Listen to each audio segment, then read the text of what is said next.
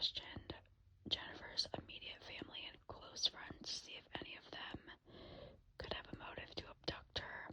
Her ex-boyfriend recently was upset and wanting to get back together with her, and he was also interrogated, but it was concluded that he had nothing to do with her abduction. Her current boyfriend was also questioned and his alibi checked out, eliminating him as a suspect. At the time of her disappearance, Jennifer's condo complex was undergoing a major expansion, and many of the laborers on site were not English speaking.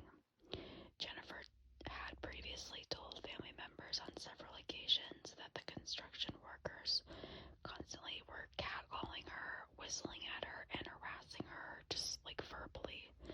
And due to the language barrier, investigators were unable to interrogate many of them.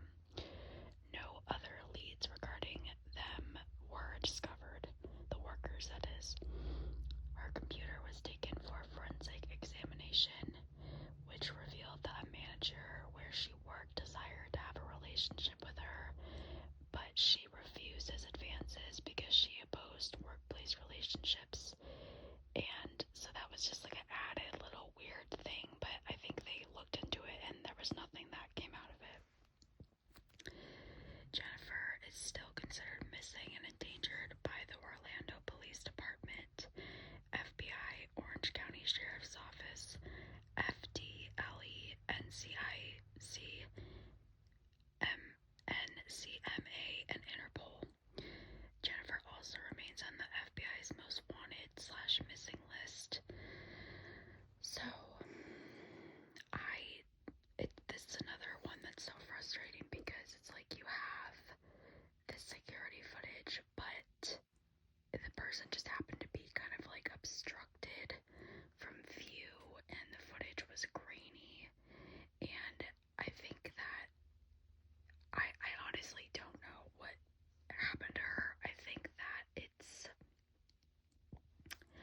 I don't know how much stock I put into one of the construction workers doing this, because I feel like, I mean, I could see maybe that happening, like if there was some kind of plan, like if there were multiple people harassing her, like, I don't know, it's just so hard to say, and I think that it could just be a random creep, or maybe it was someone that was like a stalker type that she didn't even know about, but all we can really do is speculate until more information comes to light, and I truly hope that it does, because this one is so interesting and frustrating to me. Next up is another very, very well-known case, probably one of the most well-known in true crime history, and that is JonBenét Ramsey. So I'm sure most of you already know this story, so I'm not going to get like super in-depth about it, but I'll just lay it out. So JonBenét Ramsey was murdered in Boulder, Colorado, in her home at the age of just 6 years old on December 25th, 1996. A long handwritten ransom note was found in her home. Her father, John, found her body in the basement of their house about 7 hours after she had been reported missing. It was determined that she had a broken skull and her death was due to asphyxiation. A garrote was found tied around her neck. When investigators found her, when John found her, it was clear that she had this garrote around her neck. The autopsy report stated that the official cause of death was asphyxia by strangulation associated with craniocerebral trauma.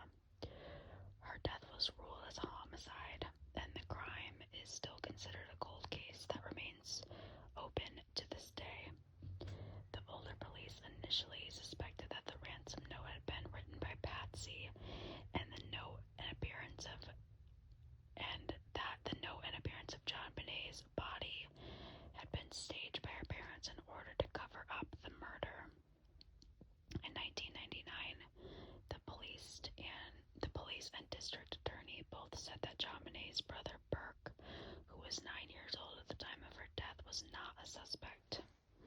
In 2002, the DA's successor took over the investigation and primarily pursued the theory that an intruder had committed this murder. In 2003, trace DNA that was taken from the victim's clothing was found to belong to an unknown male. Each of the family's DNA had been excluded from this match. So, I think that most likely it was somebody in the family. I know a lot of people say that they think it was Burke, the little brother, because he's just like weird as fuck, and he was on Dr. Phil and he was laughing about the murder and like acting very, very bizarre. But other people have said that he like has, you know, autism, or he's on the spectrum or something, and that's why he's acting that way. So I don't know. Also, there was this weird aspect where there was pineapple found in her system, and it was just another like weird, like she had eaten pineapple right before she died. There are so many weird elements to this case. I can't even get into all of it because it's so detailed and long. But I think it was probably, and obviously I have no credentials, like I am just completely speculating. I think probably the mother or the father had something to do with it. I know that John is still alive. Patsy has passed away since. So I don't know if this will ever be solved. It's been a long time, and I feel like because there has been so much eyes on this case and so much done to help solve it, and it still hasn't been solved, I unfortunately doubt that it will ever be solved. The next case I also have made a video on, just like the Elizabeth Barraza case from the first part. I made a full video on that, so I will be linking this video down below, and that is the case of Missy Bevers.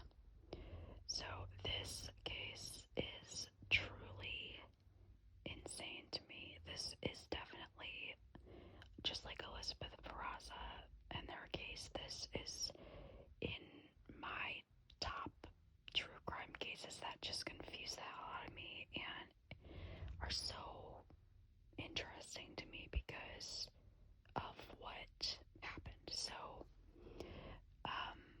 Missy Bevers was living in Midlothian, Texas, and she was murdered by an unknown person at Creekside Church of Christ on April 18th, 2016.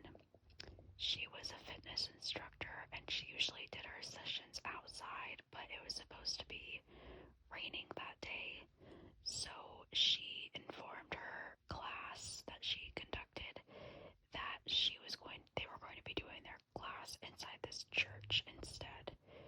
And Missy was last seen on unreleased surveillance footage entering the church this surveillance footage has since been released, so that's wrong, but she entered the church at 4:18 a.m. while preparing for her fitness class that was set to start at 5 a.m. Shortly after 5 a.m., one of the individuals who was in this fitness class entered the church and discovered Missy's body. Emergency services were then called, and the crime scene began to be investigated. Missy was pronounced dead at the scene, and it was determined that she died from several puncture wounds to the head and chest. A police warrant alleged that these wounds were consistent with tools the suspect was carrying throughout the building. Although police did not confirm whether it was the murder weapon, a hammer was found alongside other tools near Missy's body. So, what this said was unreleased surveillance footage. It has been released and you can watch it on YouTube, and it shows a person wandering around the church, banging shit up, randomly breaking stuff in what looks to be police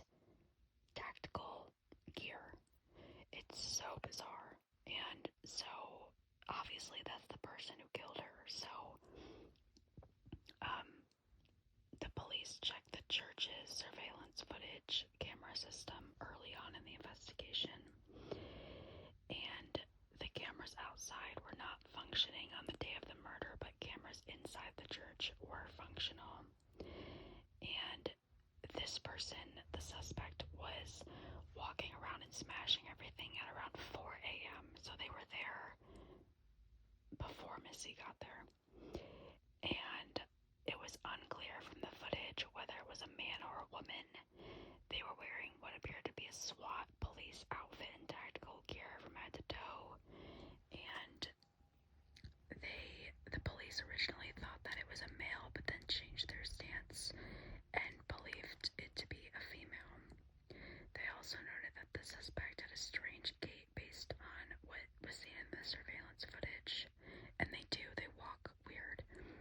They also thought it could have been a burglary attempt, but there was nothing stolen from the church. Additional theories are that it could have been a stalker that Missy had apparently, and she received creepy messages from someone on LinkedIn, of all places, LinkedIn, and law enforcement was able to track down this person, but they stated that the conversation was just flirty and not harmful or offensive in any way. And I don't know if they looked at the messages, I'm not really sure, but they cleared this person. Missy's relatives were also questioned during this investigation, and Brandon, who is Missy's husband, and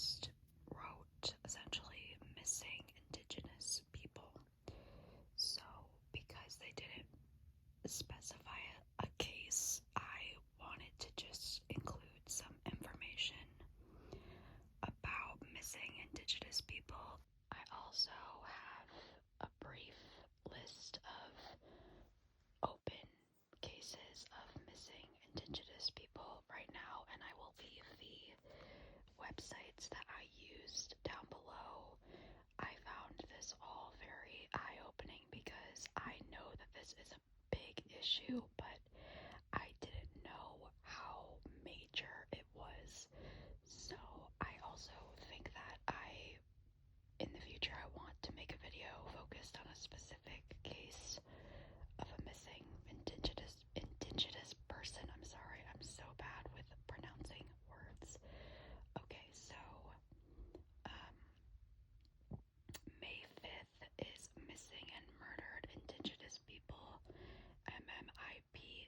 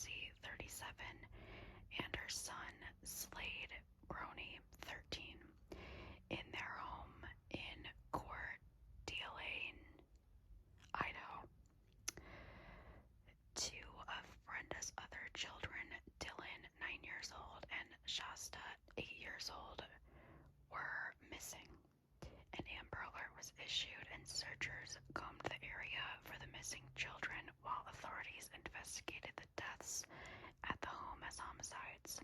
7 weeks later, on July 2nd, 2005, Shasta was seen at a Denny's restaurant in, and I'm probably pronouncing this wrong as well, Coeur d'Alene, the city that she lived in the company of an unknown male.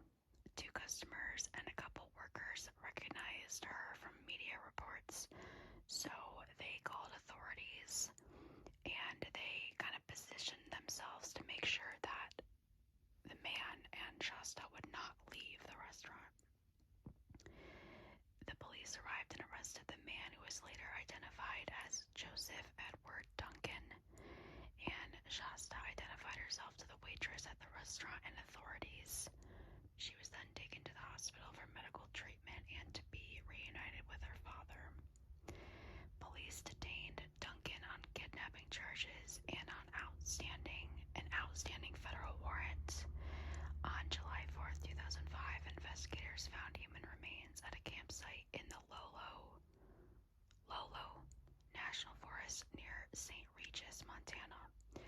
The remains were sent to the FBI lab in Quantico, Virginia for DNA testing, and they were positively identified as those of Dylan.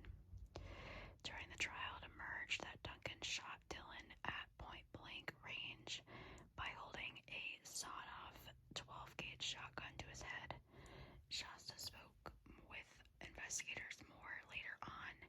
According to her police interview, Duncan killed her mother, older brother, and her mother's fiance. Then he kidnapped her and her brother, driving away with them in a stolen Jeep Cherokee.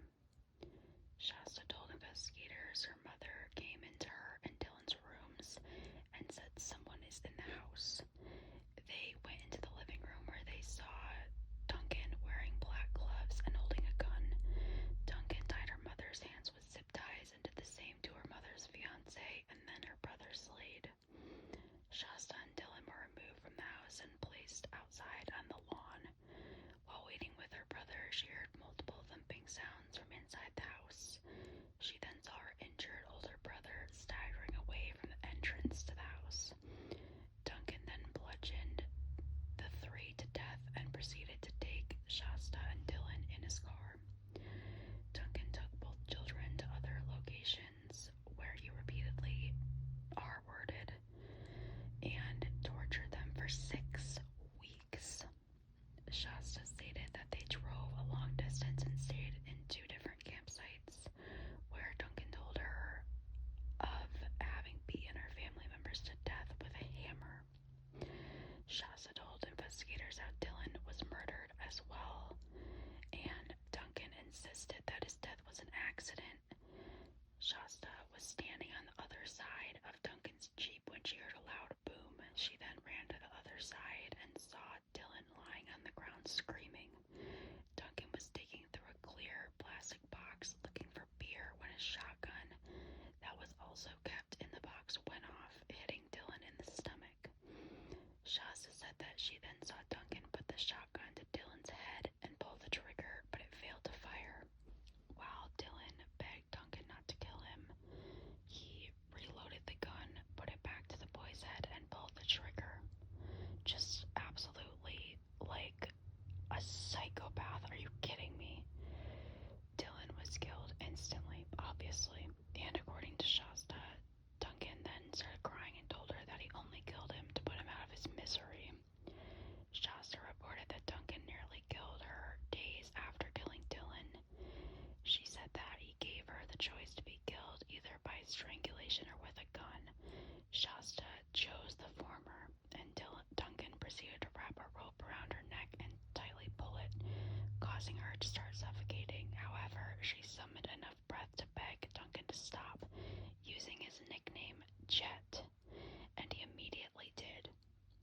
He then asked her if she would like to meet his mother, to which she responded yes, and they drove back to Coeur d'Alene and stopped at Denny's, which is where she was rescued.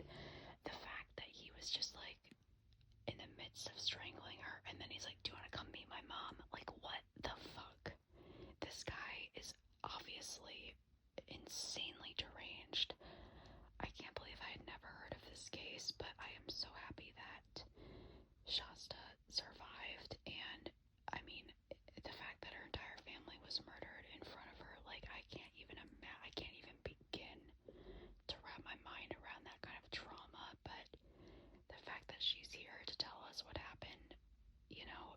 that she was able to put this deranged, crazy person in prison is just incredible. So this story is different, like I said, but it's honestly, it was shocking to read.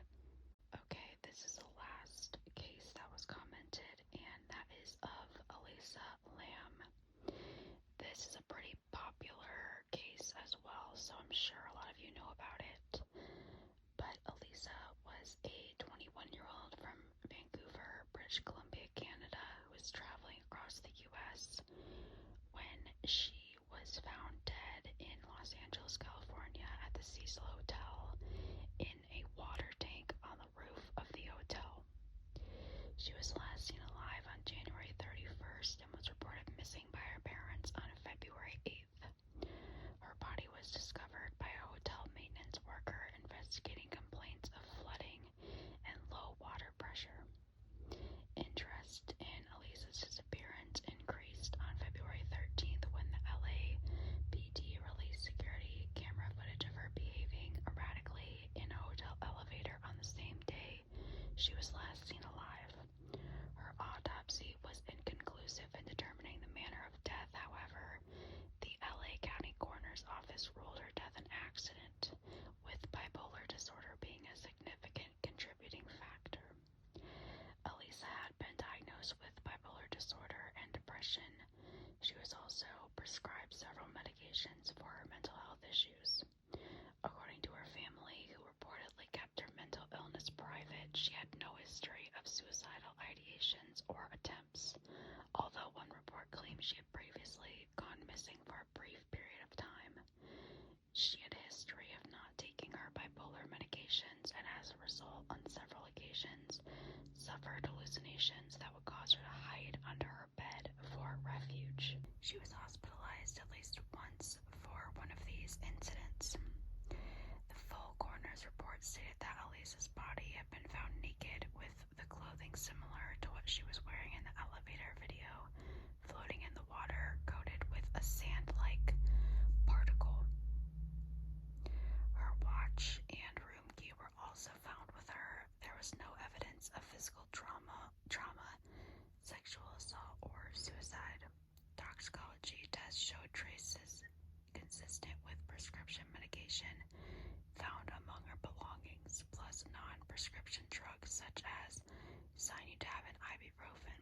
A very small quantity of alcohol was present, but no other recreational drugs. Investigators and experts have, however, noted that the concentration of her prescription drugs in her system indicated that she was under medicating or stopped taking her medication recently.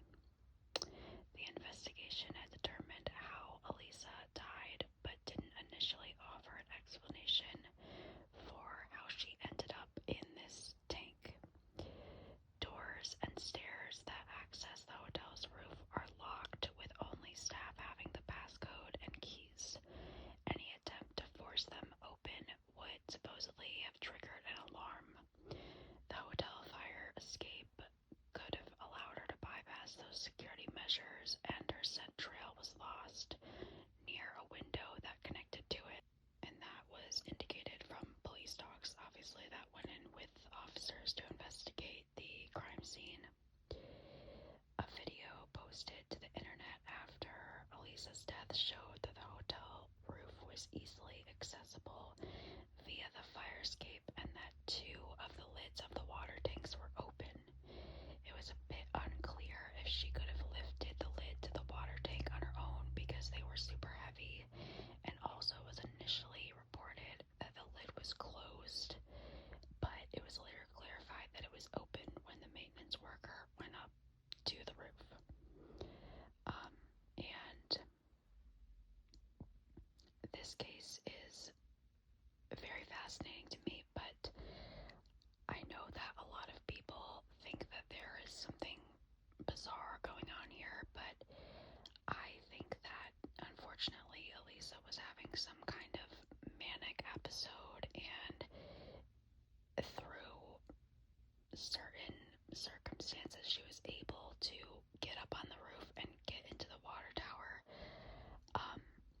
is just my personal opinion. Obviously, everything that I've stated with these cases is just my opinion.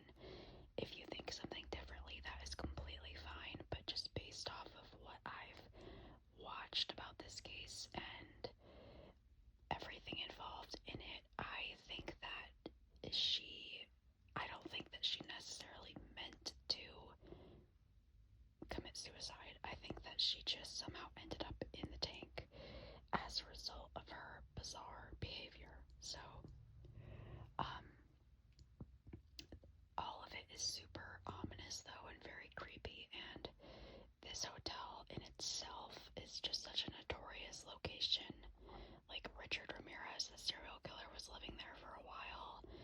If you guys watch American Horror Story Hotel is based off of the Cecil Hotel.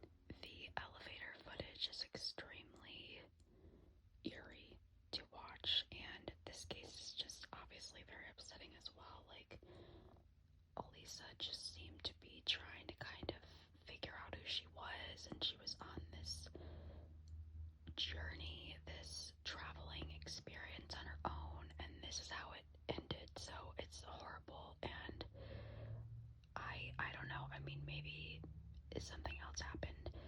I don't know if we'll ever really know the full truth of it all, but that's just my